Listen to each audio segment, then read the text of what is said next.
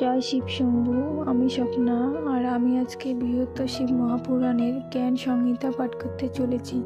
তোমরা সকলে চলে এসো শিব পুরাণের মধুর বাণী শ্রবণ করতে। আজকে প্রথম অধ্যায়ের শিব পুরাণের মাহাত্ম্য ও জ্যোতির্লিঙ্গ আবির্ভাবের বাকি অর্ধেক শ্লোক পাঠ করতে চলেছি।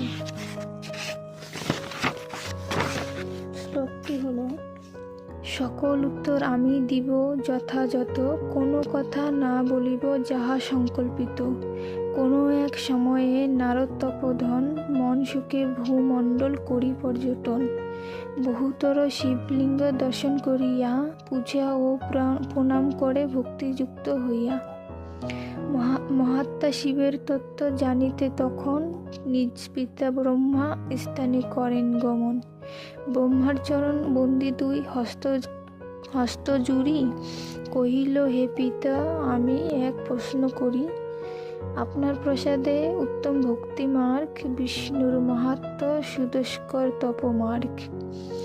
দান মার্গ, জ্ঞান মার্গ, তীর্থমার্গ যত, শ্রবণ করিয়া জ্ঞান লবি যথাযথ।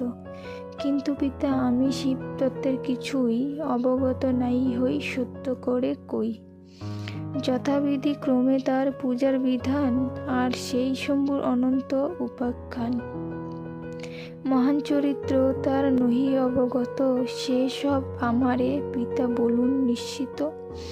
শিবের মাহাত্ম্য প্রীতিজনক যে ব্রত, কেমন ভক্তের প্রতি হন তৃণীপ্রীত।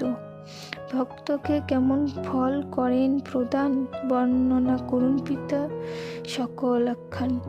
পুত্রের বদনে শুনি প্রশ্ন কতিপয়, ব্রহ্মাবর অতিশয় আনন্দ হৃদয়।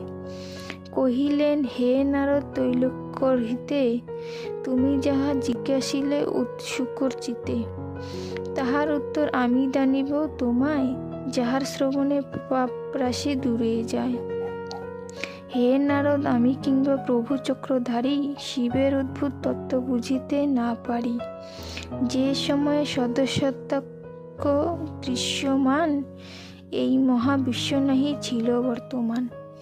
তখন কেবল সত্য দিব্য ব্রহ্মময়, অনন্ত পরম জ্যোতি আছিল নিশ্চয়। আদি আর অন্ত তার নাহি কখন, নিরন্তর তার ধ্যান করে যোগীগণ। একদিন সেই ব্রহ্ম আপন ইচ্ছাতে প্রকাশিত হতে চাইলেন এ জগতে। সেই নানা প্রহরণ ধারিণী প্রকৃতি, অষ্টভুজা সে কল্যাণী অদ্ভুত মূর্তি। সহস্র পূর্ণিমা